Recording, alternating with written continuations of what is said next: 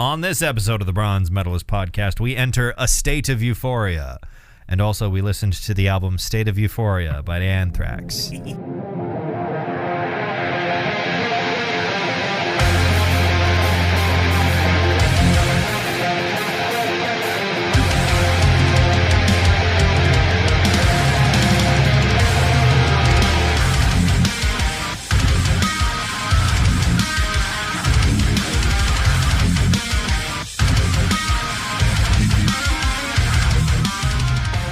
Hi, everyone. Welcome to another episode of the Bronze Metalist podcast. I'm Kale. I'm OJ. We're two professional broadcasters. We like metal, and we like to talk about it.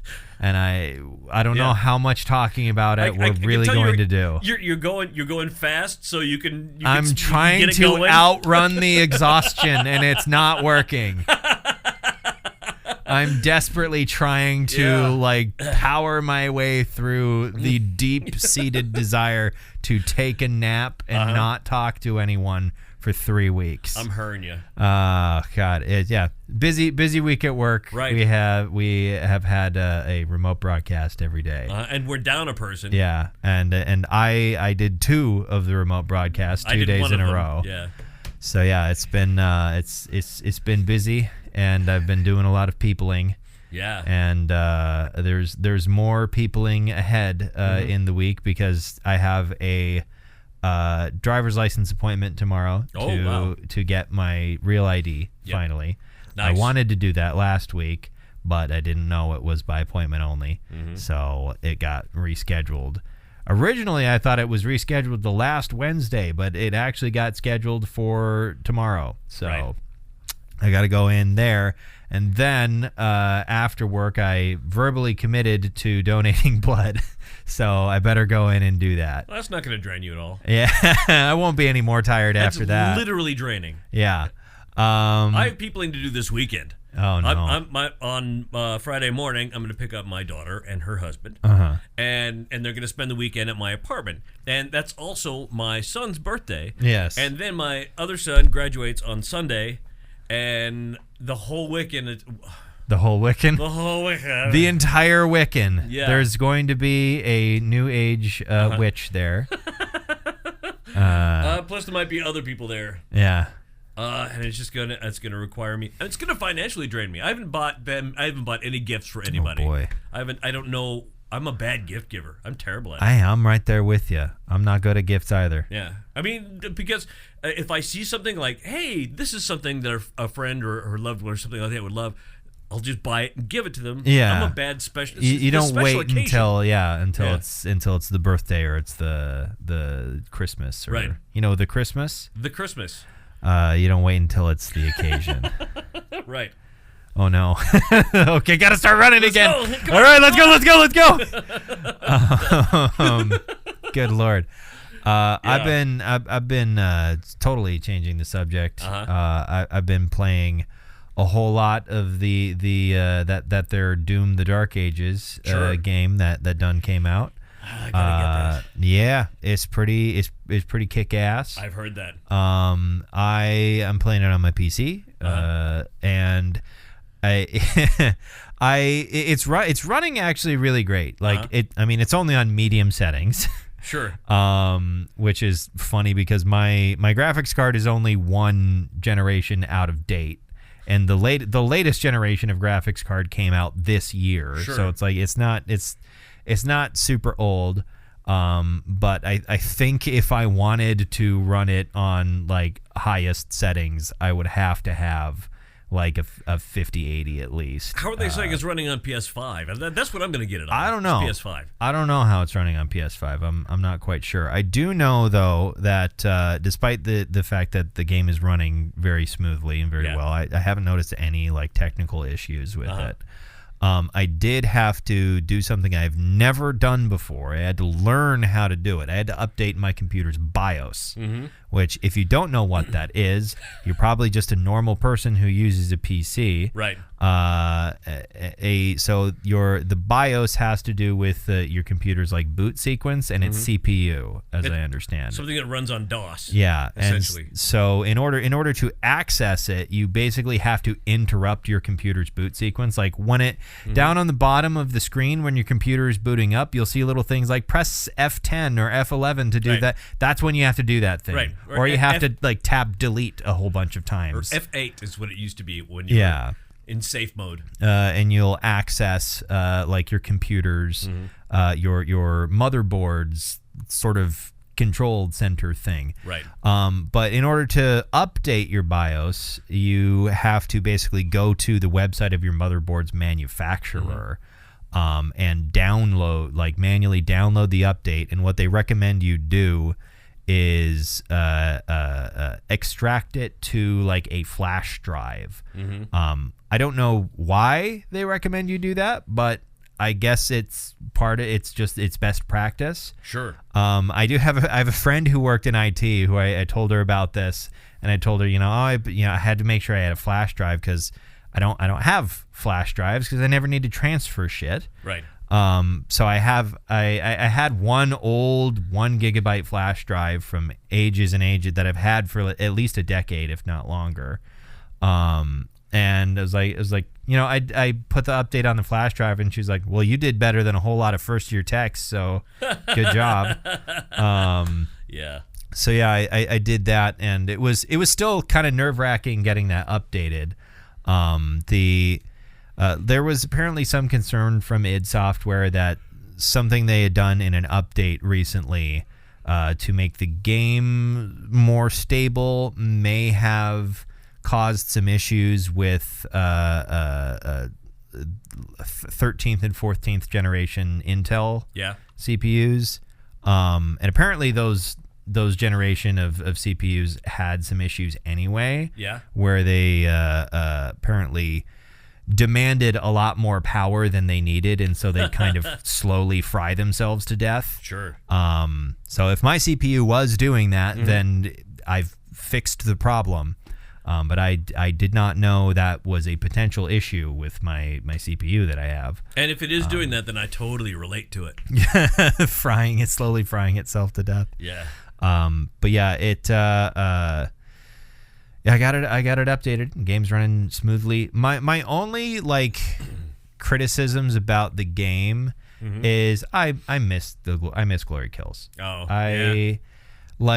I do understand because in any given battle, there's generally a lot more demons on screen at any particular time. And if you're going to glory kill every single one of them, it would get extremely repetitive and boring. Right. But they've effectively almost entirely removed glory kills, with the exception of bosses and occasional special demons. But the bosses or mini bosses basically all have the exact same glory kill.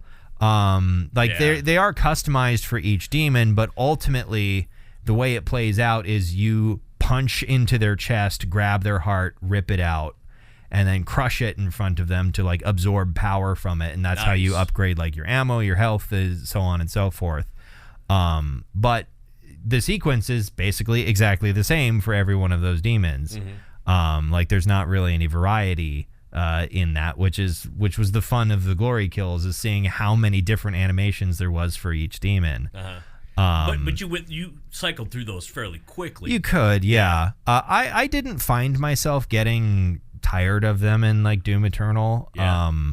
Especially because you could pick up runes where you would speed up the speed up the animation where especially for fodder demons or whatever, just for zombies, it would take a half a second.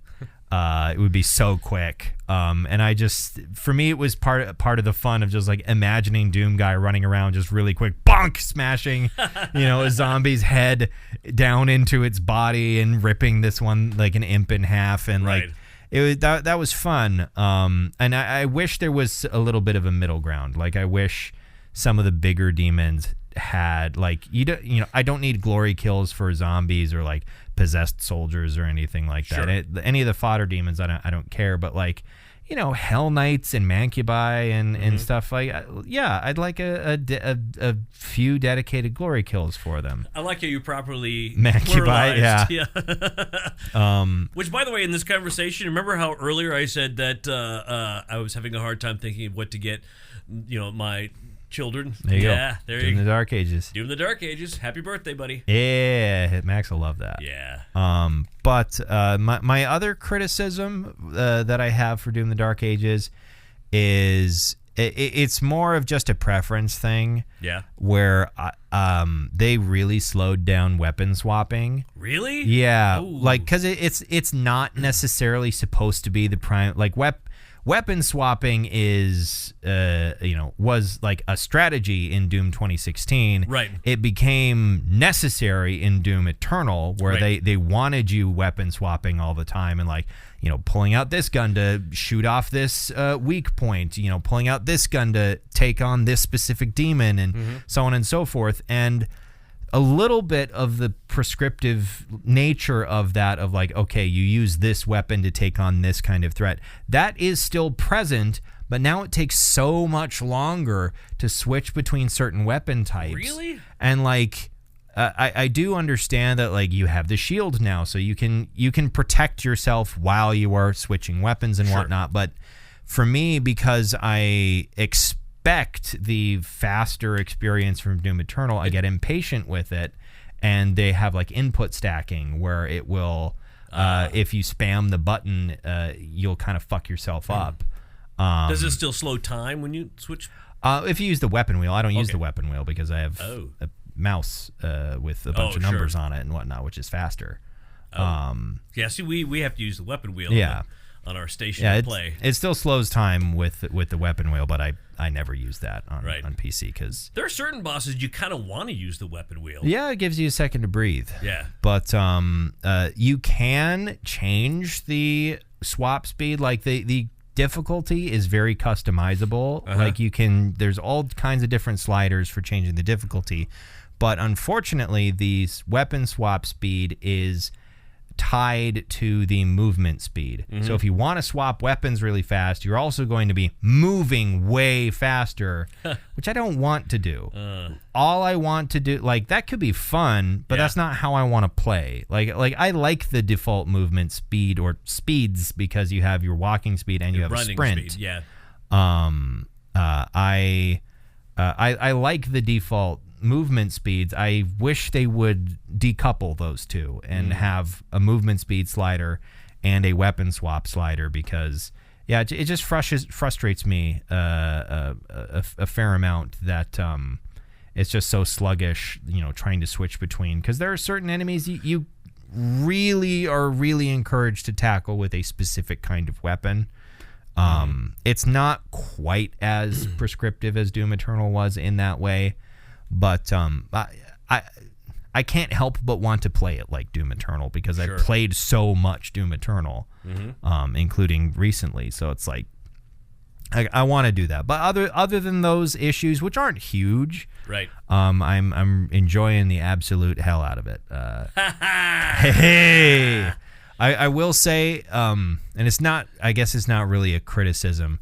Yeah. The music does kick ass, but it's not Mick Gordon. Yeah, it's not Mick Gordon. Yeah. It's impossible to follow that act. Like, it's funny. I love playing those games. Yeah. But I will find myself more often than playing the games just listening to the music of Mick Gordon that comes from the games. There are a few points where I have found the music just a little bit repetitive. Where the tracks feel like they don't have quite as much variety to them that a Mick Gordon soundtrack would have. Where there are so many different parts and stems of each individual track that the game's music AI director that it sort of has so much stuff to pick and choose from depending upon specific situations. Like, I remember watching a video about how the sound team structured dynamically using parts of songs and whatnot throughout each level, and it was fucking insane. Like, the level of detail that went into just how the music is presented to you in Doom 2016 and Doom Eternal. And it feels like that's not quite as much in the foreground. It definitely does still ramp up with the intensity, but is it still like metal? Oh yeah. Okay, good. Yeah, it's still extremely metal. And I was like, from the snippets they had released leading up to the game releasing, like from their sound team, I had kind of expected it to be like almost entirely metal and sort of do away with the electronic aspects that Mick all pretty much always included. Right. But the electronic stuff is still there, which is almost kind of surprising because it's so much more of a dark fantasy setting. Despite, like, it's called the Dark Ages, it is still a science fiction setting. Sure. Like, of it's, course. You've still got fucking plasma guns and stuff, and so do like the NPCs. It's just, the culture that you are fighting to defend is, I would compare them to like the Asgardians from Marvel, where like they look medieval, they look like Vikings, but they're space Vikings, and underneath the swords and the armor, they have spaceships and incredible technology. It's just they look like they're from ancient history. Sure. And that's kind of that's where you're fighting in Doom: The Dark Ages. And also, like, I feel like there's been a vibe of from some people who are, I feel like, just thirsty to be haters, where they're like, what's with all the fantasy stuff, in Doom science? It's like, brother, you've been fighting demons since 1993. This isn't just a science fiction. Like, no. It is science fiction, but you are fighting literal demons from hell, right? From actual hell. They're using magic against you. They're like, exactly. They're shooting flaming skulls out of their hands. Right. Explain that scientifically. Like, no, it's always been science fantasy since day one. They're just leaning into it. It's really quick. Yeah. It's like the original Quake. The original Quake was very much like, what if we took Doom but made it into like a sort of dark fantasy sort of thing? They even have the nail gun from the original Quake. But continue. I was gonna say, I know a Quake widow. A Quake widow? Yeah. I remember. Oh, the game was too good and they got divorced? Basically, yeah. This was in the 90s. She was like, we haven't talked in months. He just keeps playing Quake. Yeah, and we're done. Yeah. But I was going to say, I saw a thing earlier today. If you'd never heard of the concept of sports and you read sports headlines, you would think there was totally Wizards shit going on. Yeah. There was magic. Yeah. The Vikings were defeated by the Bengals. My God. Vikings were fighting tigers. Or you'd think it's some weird fucked up blood sport. Why were Vikings fighting tigers? Oh my God. That's insane. And there's bears too? What are these mystical white socks? But yeah, I've been doing that. Sunday morning, I went down to my parents' place to hang out and celebrate my dad's birthday. Sure. And get a Mother's Day gift, and I went to the gun range in the town of Wilton, which is not far from my parents' house, and finally got to shoot my gun. Always wanted to open a flower shop there. In Wilton? Yeah. I feel like the flowers would have a hard time staying alive. Because they'd be Wilton flowers. They'd be Wilton, yeah. Right. They'd be Wilton. Do you know how many times I've peed in Wilton? A lot, probably. A lot of times I've peed. Yeah. Your hometown and Wilton are the two places I pee in. They're good places. They're good places to stop. They are along the way. But yeah, I went down there early in the morning. It was cold. I mean, it's been cold. Last week, it was 99 degrees on Saturday. Right. 95 degrees on Monday, and then this week it has not been above 50 all week. Welcome to spring in North Dakota. Yep. But yeah, Sunday morning it was pretty cold. It was kind of windy, and it was threatening to rain. It didn't rain until I left, but I put 100. I think it was both two boxes, so it was 100 rounds through the pistol. the gun is fantastic. The me is inaccurate. The kale is inaccurate. Yeah. But I'll give myself a little bit of leeway, considering it was 25 yards, and my total shooting experience with handguns is probably less than half the number of rounds that I shot in a single morning. Sure. Over my entire life up till that point, so I'll give myself a little bit, and it was also windy. So pat on the back to you. Yeah, I'll give myself a little bit of credit, but yeah, it was fun. It was a good time. I liked it. It was a gun and it shot. But not like all week. I've been thinking about it's Memorial Day weekend. Like, I kind of want to go shoot again. But also, it's not cheap. Like, ammo's not cheap. Sure. That being said, I did pick up as much of my brass as I could manage, because it was hard to pick up all of my brass, because there's approximately 400,000 rounds just on the ground there at that range. So it's hard. It was hard to tell what was mine necessarily, right. And there's grass not far from where I was shooting, and that's hard some of the brass went into the grass. So, but I tried to pick up as much of it as I could, because my uncle reloads. Sure. So So you got the grass. Yeah. Did you get the brass in the grass? Some of it. Okay. But I managed to pick up just pretty damn close to about 3/4 of what I shot, so I can take that to my uncle and have him reload it for cheap. So nice. That should be nice. But that's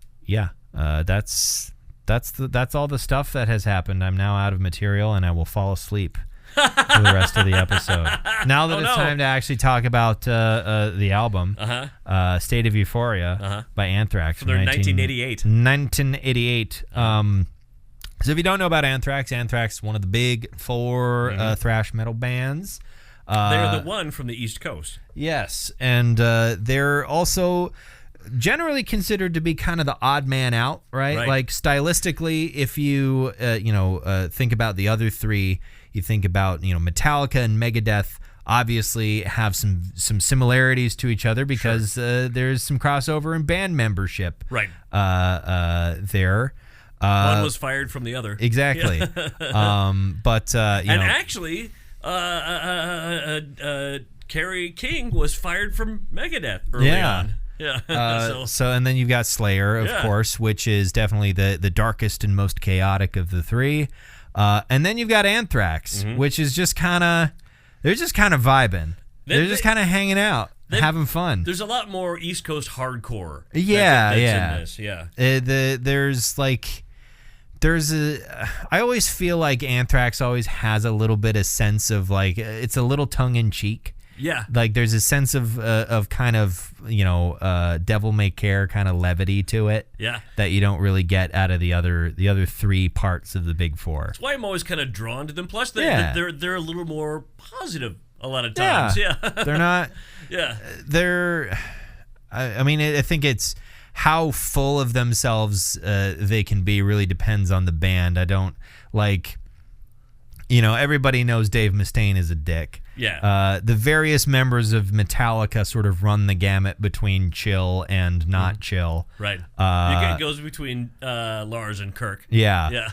Those are the spectrum. Yeah. And, like, most of the guys from Slayer find Kerry King can be a bit up his own ass at times. Right. But he's still very chill. Yeah, for the most part. It really depends on the subject, I think, that you get Kerry talking about. Right. Jeff Henneman is very chill. Can you do an impression of him? There we go. Right, there we go. Again, very good. Okay. If you for some reason haven't heard that non-audio joke before, anytime he mentions someone that is dead, he's always like, "Oh, I can do a really good impression of them. Right. Do you want to see?" And he just leans back, closes his eyes, and crosses his arms over his chest. How long have you been doing that joke, do you think? 30 years. I think you do it entirely because you think it's funny how unfunny I think it is. Yeah, exactly. I mean, and then your reaction to how unfunny I think it is does make me laugh. Yeah. So it circles back around to being funny to me, but not for the right reasons. But Anthrax has always just been more of a, I don't know, they're just kind of fun. They're five guys in shorts. They're known for just wearing shorts. Yeah. Old man metal, and I mean, he wasn't old at this time.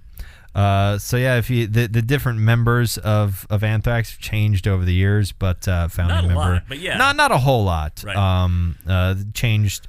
They've changed it. I think gone back vocalists a couple different times. They have, yeah. Well, I mean, their current vocalist was on was out of the band for a bit. Right. John Bush from Armored Saint was their vocalist for a few albums, and then they brought Joey back. Yeah. I had it pulled up on my PC, and then Neil Turbin was their original.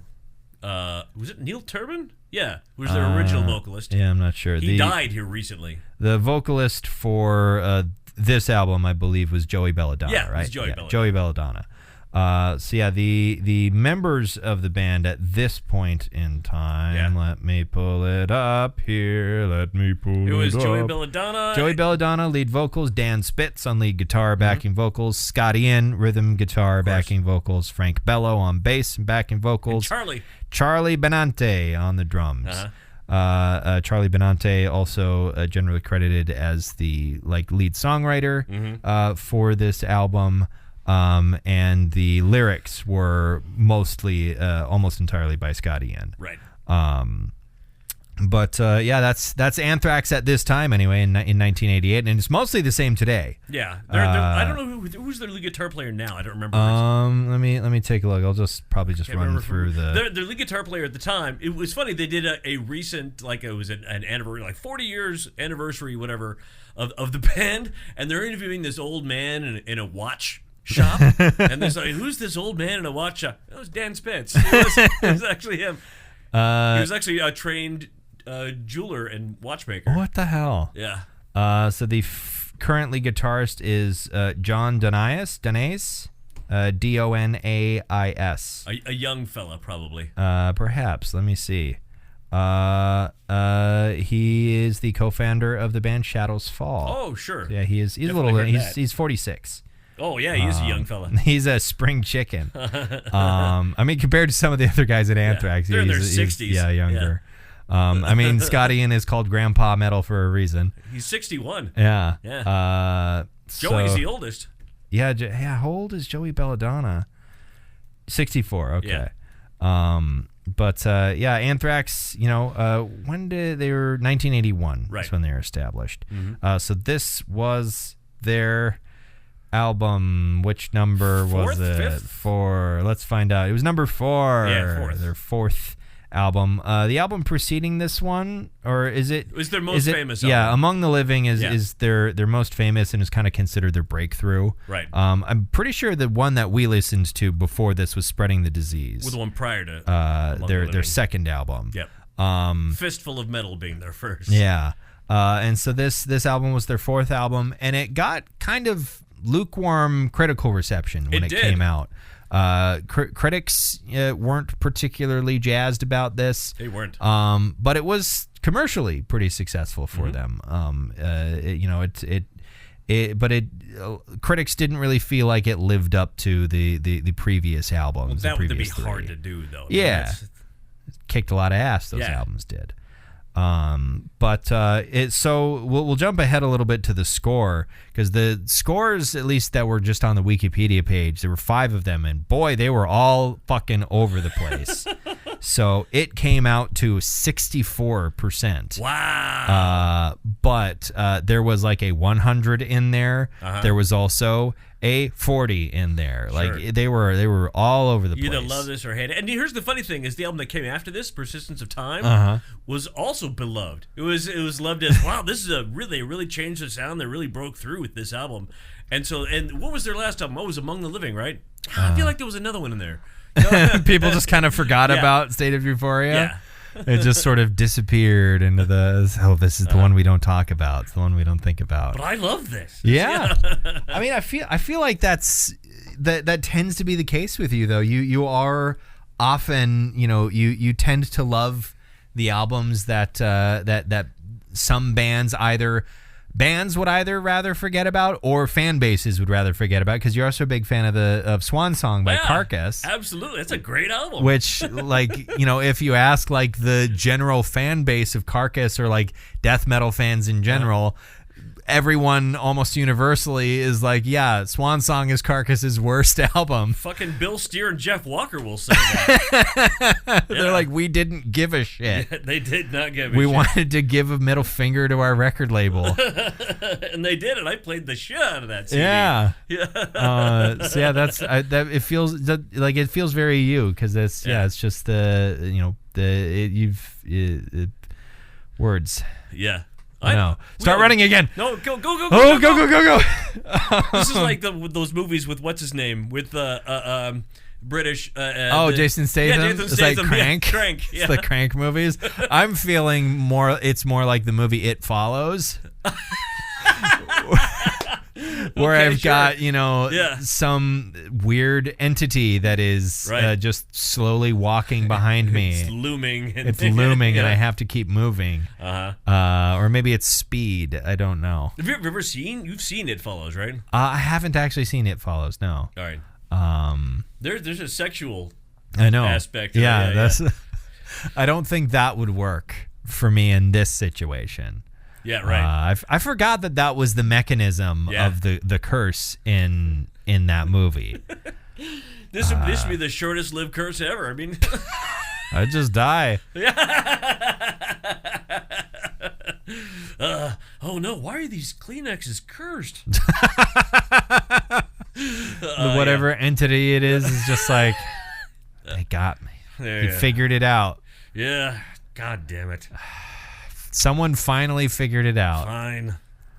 I guess I'll just burn these? I don't know. Gross. Weirdo. I guess I gotta kill this cantaloupe. What? Cantaloupe? Sorry, I don't know. Oh, yeah. Yeah. Cantaloupe, Yeah. Let's not get into that. Yeah. It's that. I think there was something in a Cosmo magazine about that sort of thing at some point too. I remember there's a subreddit called Shit Cosmo Says, I think. Yeah. Where it's just a compilation of all of the absolutely bizarre and unhinged little bits of sex advice from Cosmo, where it's this isn't even kinky. This is just awful. Yeah, this should not be in print. This isn't this isn't playfully kinky, Cosmopolitan. This is harmful. If someone follows your advice, there's going to be bodily harm conducted to someone's genitals. But I think that's a real subreddit. I think there's something like that. There's a somewhere. subreddit for everything. Yeah, that's true. Does this album slap? Yeah. Yeah, it slaps. I think it does. Mm-hmm. What's your favorite song? My favorite, it even though I know it's not their song, still it's Antisocial's.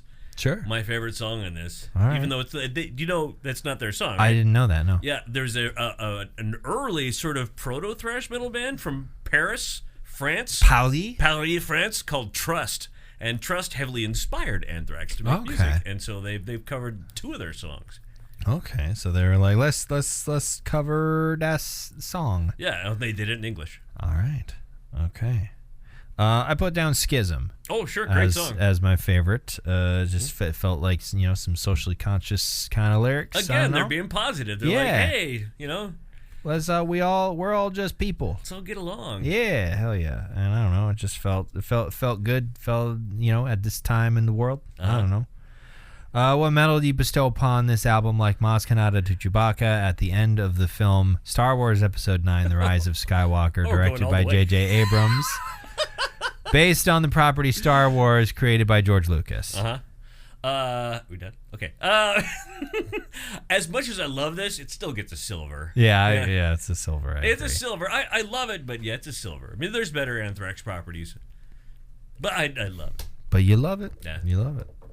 So next week, I would like us to talk about an Australian metalcore band that I used to listen to a lot. Haven't really kept up with a whole lot. They put out a self-titled album last year. Really? That I had yet to listen to. And I've been listening to some of their older songs recently, putting them in some playlists and whatnot.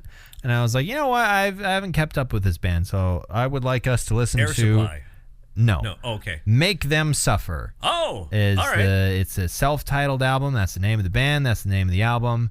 I want to talk about it and I want to listen to it and see what I think about it because I don't know. We're gonna make them suffer. We're gonna make them, and by them we mean the audience. Yeah, we mean you. We mean you, the listener. As much as you've probably already suffered today, and as much as we are suffering. Yeah. Because we want to take a nap. We've taken all week to give brain babies all over the place. To give brain babies. That's what it feels like. Brain baby. Just what are brain babies? Brain babies is where you go through like a 2-hour remote, and at the end of it, the birth canal of your brain is now stretched out and broken. That's a terrible analogy. That's so bad.